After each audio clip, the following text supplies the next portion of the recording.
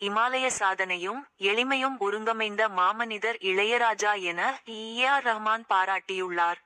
இது தொடர்பாக ஏ.ஆர். ரஹ்மான் வெளியிட்டுள்ள வீடியோவில் கூறி இருப்பதாவது: இசை உலகில் தமிழுக்கும் தமிழருக்கும் மட்டுமல்லாது தமிழகத்துக்கே தனி பெருமை தேடி தந்தவர் இளையராஜா. இசை மேதை, இமாலய சாதனையும் எளிமையும் ஒருங்கமைந்த மாமனிதர் அவர். சாஸ்திரிய சங்கீதம், மேற்கத்திய செவ்வியல் இசை, மக்கள் இசை ஆகியவற்றுக்கு நிலவிய வேறுபாடுகளை தனது இசையின் வழியே ஒன்றாக்கிய இசை மேதை அவர்.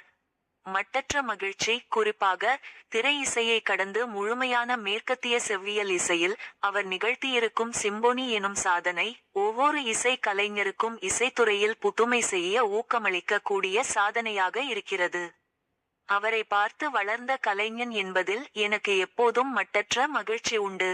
இந்த கொண்டாட்டத்தில் பங்கெடுத்துக் கொள்வதில் உங்களைப் போலவே நானும் பெரும் மகிழ்ச்சி கொள்கிறேன்.